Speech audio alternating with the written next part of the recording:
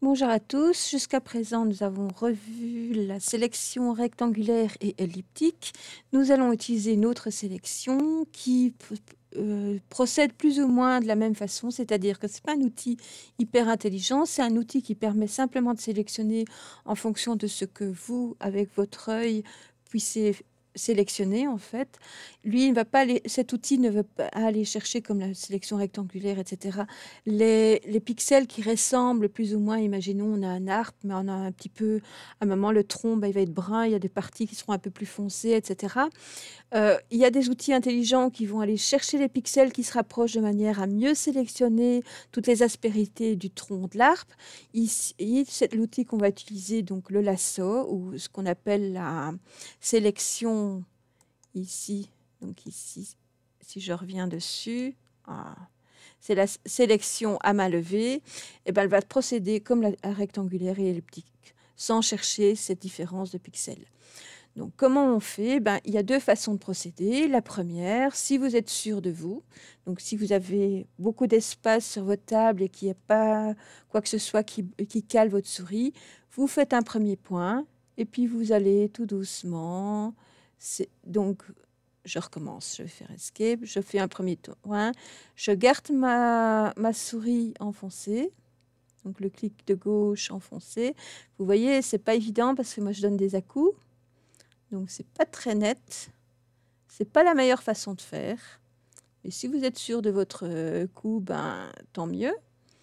Mais je vous le montre parce que c'est une possibilité. Voilà. Puis je vais revenir ici.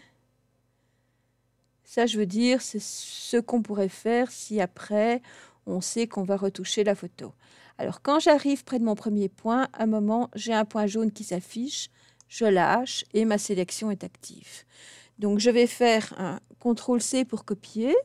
Je vais revenir au niveau de mes calques ici. Je vais ajouter un calque blanc. Je vais valider. Je vais simplement faire CTRL-V. Donc, j'ai une sélection flottante qui s'ajoute. Je vais l'appeler Pigeon 1. Voilà. Et si on regarde bien, vous voyez, ici, on voit tous les défauts. En fait, je n'ai pas bien travaillé. Quand on fait à main levée en un seul clic comme ça, donc c'est-à-dire en gardant la souris enfoncée, c'est pas possible. Donc, je vais simplement vous montrer la deuxième façon de procéder et qui est beaucoup plus pratique et plus abordable, je vous dirais, c'est en utilisant plusieurs clics. Donc, je vais cacher ici, cacher mon calque, je vais revenir sur cette sélection. Donc, je choisis mon calque ici, je vais faire mon premier point, puis mon deuxième point. J'essaye de le faire le plus net possible, le plus proche. Vous voyez, en faisant plusieurs petits points, comme ça, on arrive mieux. Et vous verrez que ces points, on peut les corriger. On peut les modifier. Voilà. Donc, vous voyez, je fais chaque fois des petits points, des petits clics à chaque fois. Clic, clic. Alors, si vous ne voyez pas bien, on peut modifier le zoom. Donc, je vais vous le montrer aussi par après. Donc, voilà. Là, c'est pas très net non plus. J'avoue que je ne prends pas beaucoup de temps non plus pour le faire beaucoup mieux. J'arrive. Hop, je reviens sur le point ici. Voilà. Je clique dessus, j'ai ma sélection qui est faite. Alors, vous voyez, quand je passe dessus, tant que j'ai mon outil, je peux encore modifier ici. Vous voyez tous les petits points qui s'affichent au fur et à mesure que je passe. Donc, ici, je peux le remonter un peu. Ici. Donc, voilà, je vais...